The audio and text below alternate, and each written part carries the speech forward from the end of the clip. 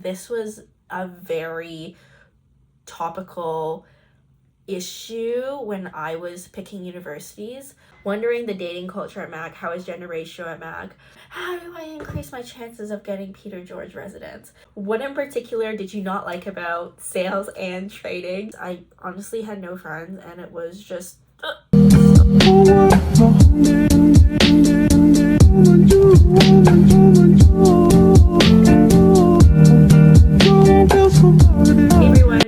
welcome to another video. I haven't done a Q&A in maybe 2 years, and I realized I've gotten so many comments about a bunch of juicy to mundane topics, anywhere from diversity and racism on campus to internships and interviews to residences, food, cockroaches, and there was one more. Oh, dating culture here at McMaster and just university in general. So I wanted to go through all the comments from my last year or so collection of videos and let you know some honest answers. So let's go. Just a normal girl, I don't know, says, hey, so I'm Korean and faced lots of racism at high school. So I was just wondering if Mac is more Asian or white populated. Please don't misunderstand me. And first of all, I don't misunderstand you at all. This was a very topical issue when I was picking universities. Luckily, I grew up in suburb that was fairly diverse. I was always maybe one or two of the few Asians in a class, so it wasn't very Asian populated, but I can't say I was bullied every single day, which I'm thankful for, but of course there's always comments and microaggressions. And first of all, I'm really sorry that you had to endure that, because high school is an everyday thing and it can be dreading, and even just those small microaggressions did affect me. And if you have to endure it every single day, I can't imagine that. And I see an even more need for you to find a university where you won't just be accepted but feel included and welcomed, and kind of get that fresh start so you can make new friends. And here at McMaster, there are times where I will walk into a room or a setting, whether that be the library, the gym, a classroom, and just think that I am surrounded by Asians or just diversity in general. So I've been to the gym a couple times, and maybe I'm vlogging or something, and it makes me more aware of the demographics because I'm filming, and I'm wow, there are 70% Asians here and maybe 30% of non-Asians. Yeah, so it's extremely diverse. I think in our heads we have these stereotypes, and perhaps they are founded on realism. Certain universities that are more white and more non-white and more Asian and whatever. But I didn't really hear much about McMaster. My parents did go here, and it was a very different demographic when they went here. But when I showed up for welcome week, I thought it was very, very white. I couldn't find a lot of Asians. But then when classes really started to happen and I got more involved in clubs and stuff, and just going out to the gym, and it's very diverse, and it's not just Asian.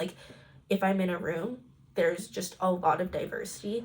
And I think another thing is that you'll have the opportunity to just not only make Asian friends, but friends from different cultures. There are Korean culture clubs at a bunch of different universities, including McMaster. And it's not just Korean people that join those clubs, but people that are interested in Korean culture. So I think it's a great opportunity. And they actually just added a Black student success center at PGC, which I think is super beneficial for Black students. So there's a focus on diversity, at least the way that I see it, and just I feel comfortable, at McMaster as an Asian woman. And I was super nervous about that in high school, but I can say that I don't just feel accepted, I feel included and welcome to voice my opinions in class and contribute in a way that I wouldn't be penalized or made fun of. Okay, question number 2, another juicier one that maybe people don't talk about. Wondering the dating culture at Mac, how is gender ratio at Mac?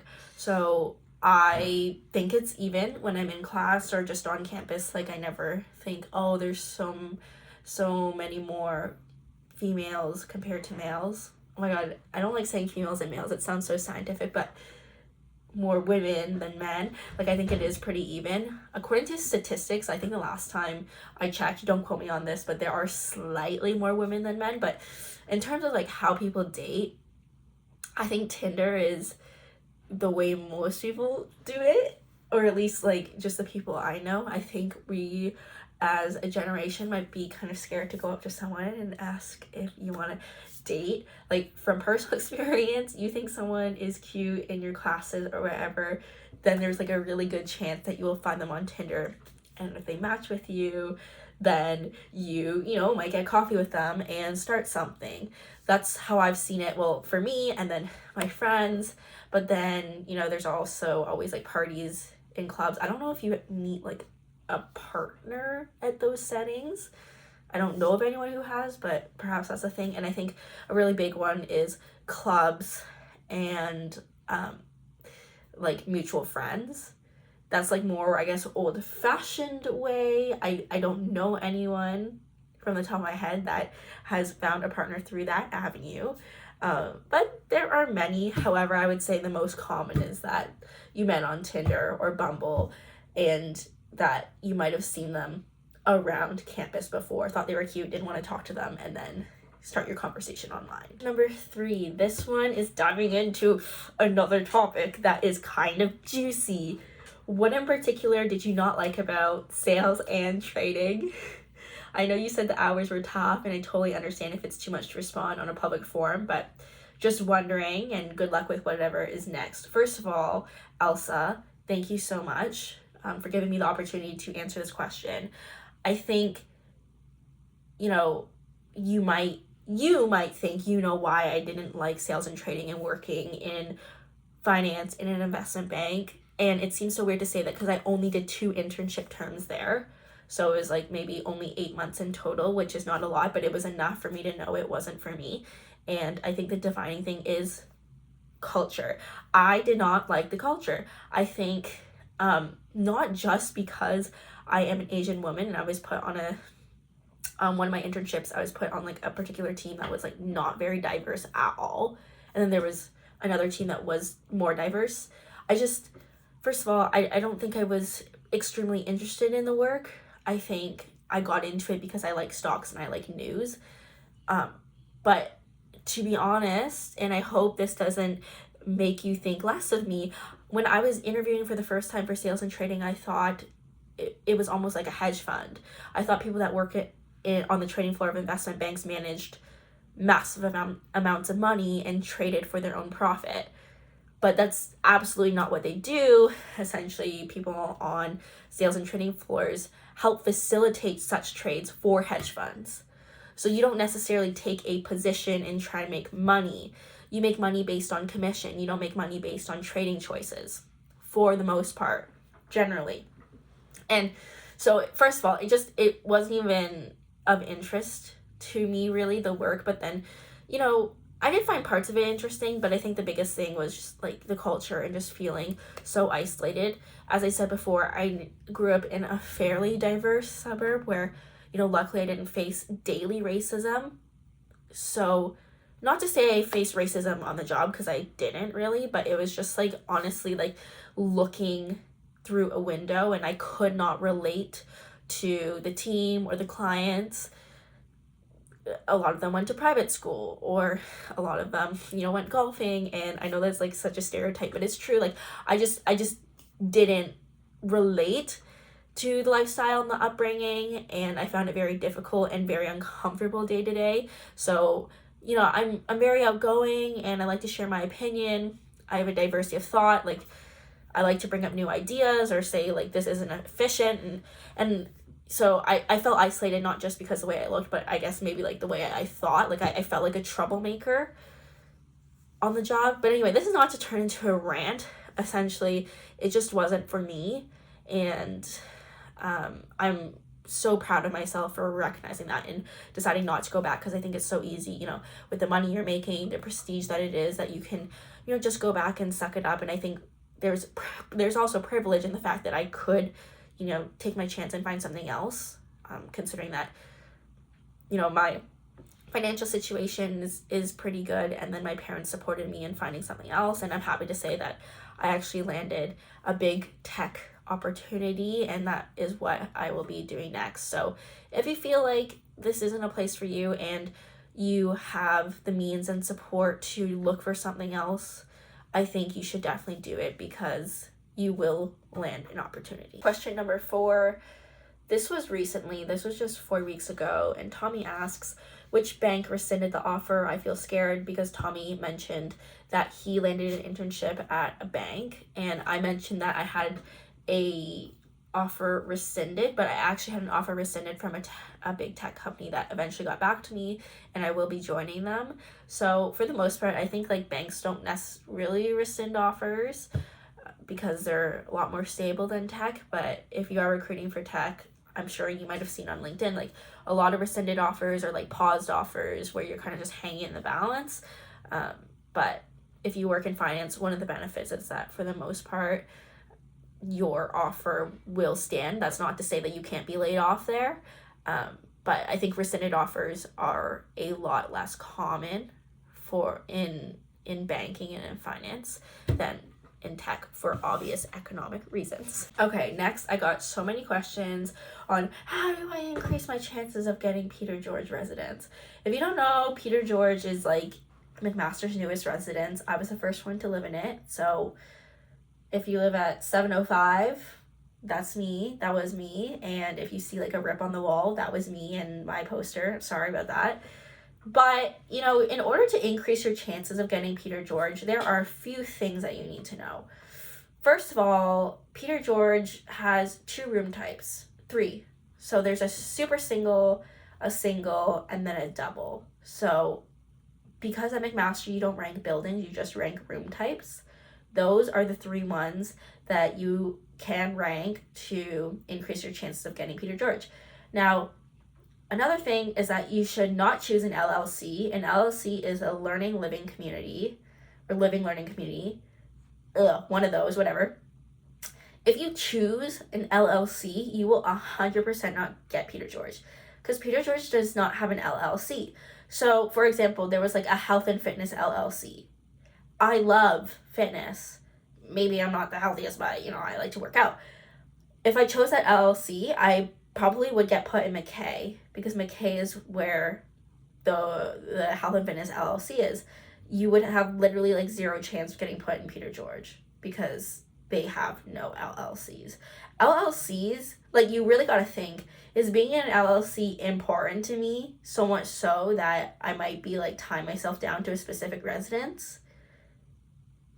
To me, it's not worth it, but you can pick.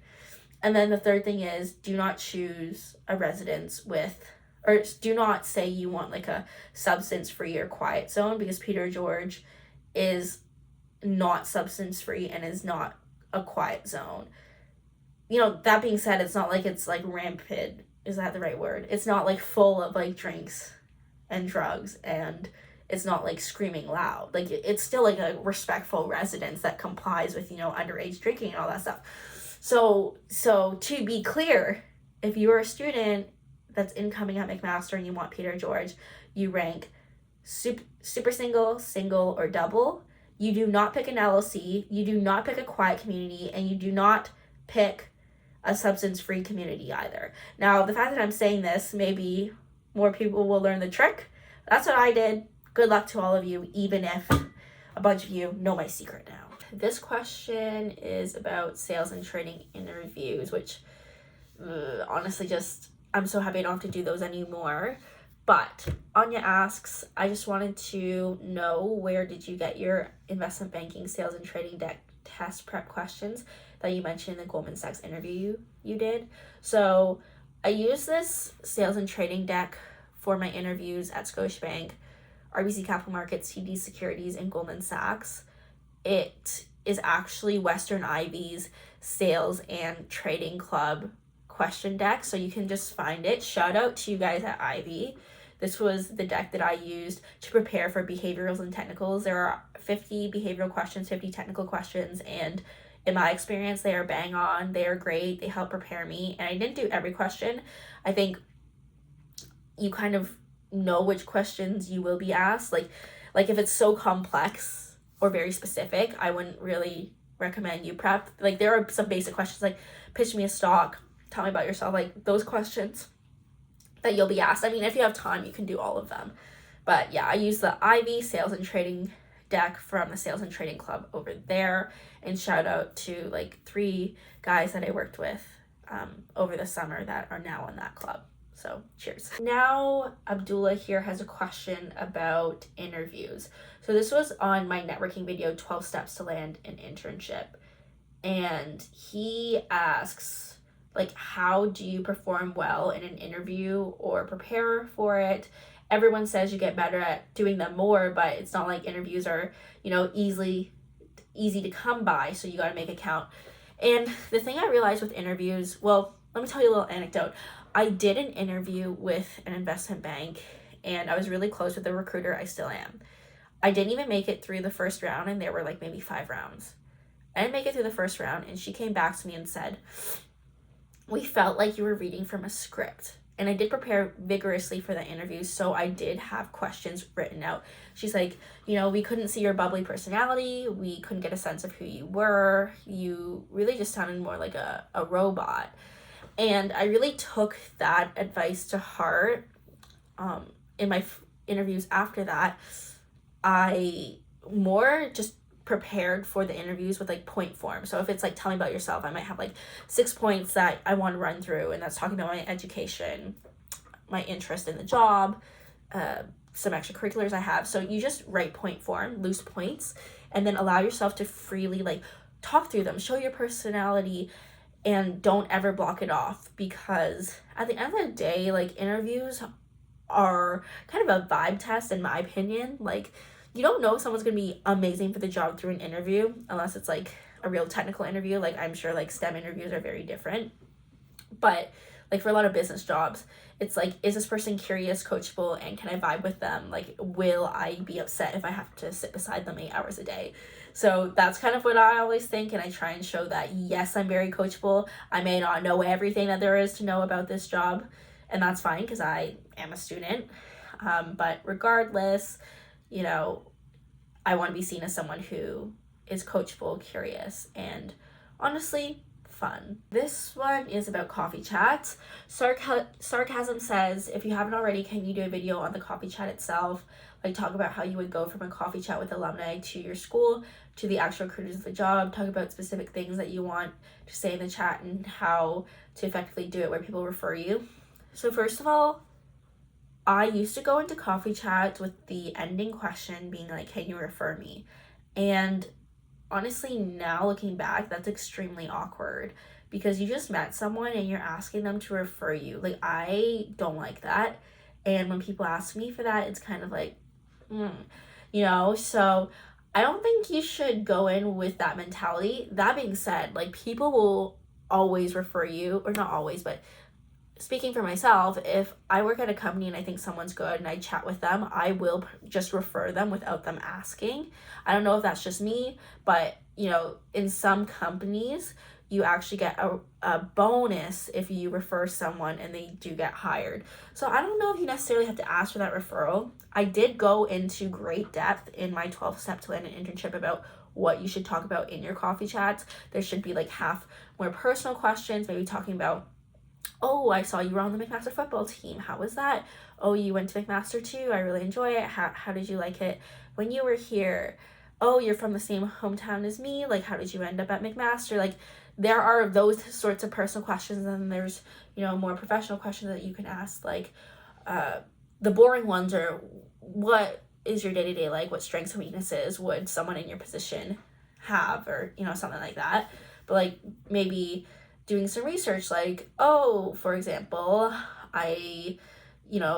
inflation, if you're talking to a trader, like inflation is really high right now. How has that affected the way that you trade or the way that clients trade? Like, so like have a mix. Don't be boring. There will be some boring questions, but you want to stand out. And if you stand out, they will probably refer you. and recommend you. Okay, let's speak about resumes. In my 12-step video, I gave you my resume and cover letter template that I personally use and have found great success in. And my resume is 1 page, my cover letter is 1 page. It's very clean, it's very finance, but I use it for my tech recruitment and applications as well. So like I found versatile success with it. Ivan Ho asks, I love your video. I happen to have a 2-page resume, but only because that was for co-op, and my career coordinator told me that since I have a lot of extracurricular activities, I should keep it at 2 full pages. So a lot of career offices, including the one at DeGroote, use 2-page resumes, and I literally don't know why. Because anytime I really spoke to like a recruiter in finance or in tech, they've told me that 1 page is enough. And you know, unless you're like Elon Musk, you don't need 2 pages.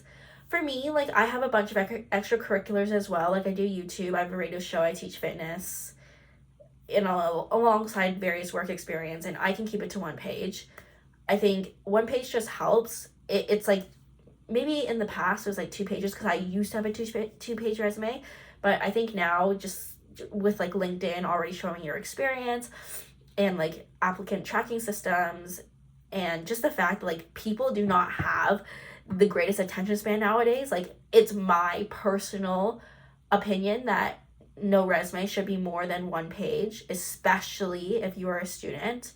And coming from experience, when I had a 2-page resume, I only got 1 interview after applying to like 200 places. When I made it 1 page and my bullets were hitting, that's when I started getting jobs. So take that with a grain of salt. How long do you usually have coffee chats? The answer is 20 to 30 minutes. No one has time for you to chat for an hour. I've had students ask me for a coffee chat, happy to do that, but they schedule it for an hour. And I'm like, I'm sorry, I have things to do. So, you know, coffee chats for professionals is kind of a nice break from their work, but if you take up an hour, it's almost like a meeting with a stranger. It should be a chat. So when I ask for coffee chats, I'll just usually say like 20-minute virtual coffee chat, 30-minute virtual coffee chat. 30 is standard, but if they're a recruiter, someone who like is extremely busy with like a bunch of chats with people, I would say maybe 20 minutes. I may have to do a part 2 to this Q&A because I just ramble, but this is the last question I'm going to be answering. So about 2 years ago, I did a video about Ontario target versus non-target business schools and how it doesn't really matter, especially here in Ontario, because all schools in Canada are pretty good, because I'm pretty sure they have to be like standardized to a certain extent. So I thought that was going to be extremely controversial, and a lot of you were going to be like, Ivy's the best, like you're not going to be successful if you go to McMaster. But like even people that were watching from like Asia and Europe, I don't know how they found this video, but they too said that they kind of agreed with my point that it's more about what you do with that degree versus like where you got that degree. So these are some of like the really cool comments I got, and this is just, you know, a few of them because I actually got 94 comments on this video and there was only like 5 here.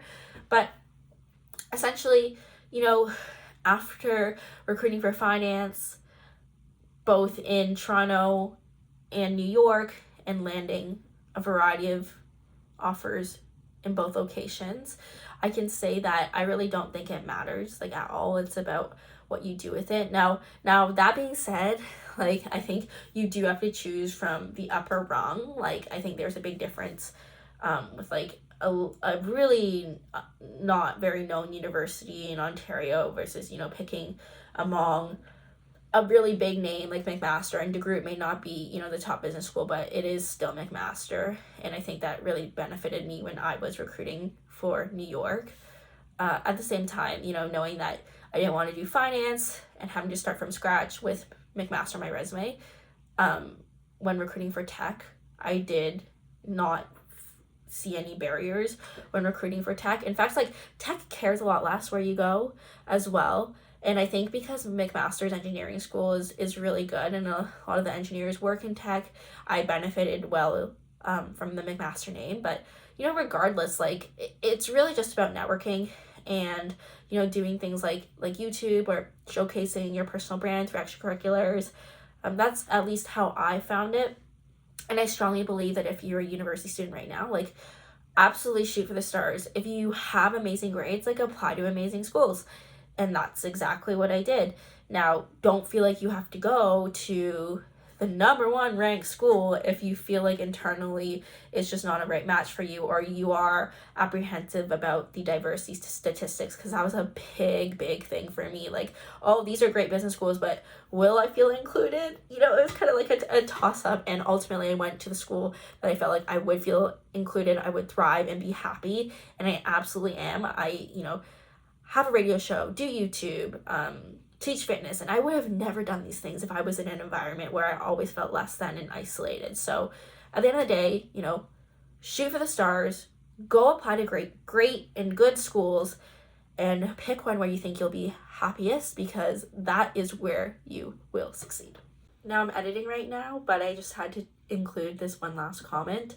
In first year, I found it really difficult to make friends. Like, if you watch my Dear First Year video, like, how difficult it was for me during my first few months. I honestly had no friends, and it was just so difficult, and I thought I was going to transfer.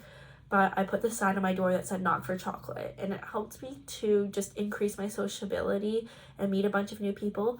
Not saying I met my best friend through this meet cute way, but it kind of created like an open door policy, I guess, that anyone could come and say hi to me, and it really helped build my confidence in meeting with new people. And this person, I think her name is Ellie, shared that 2 people on her floor at PG did the exact same thing. So I'm so happy that I could have helped anyone that was feeling the same way as me, because I think it's not talked about a lot, that like the loneliness you will feel when you start to live by yourself. But I definitely felt it, and I turned out okay on the other side with a few good friends. And maybe the first step you have to take is just putting on a sign that says not for chocolate. And that is it. Thank you so much for hanging out with me. I love just speaking to you all. It's so much fun, and I feel like I've grown up with you from high school all the way till now in my 4th year, and my undergrad is coming to a close. It is amazing to have spent it with you and to see you also thrive through high school and into university. So I appreciate it. If you have any other questions, let me know, and I will make another video. Bye, everyone.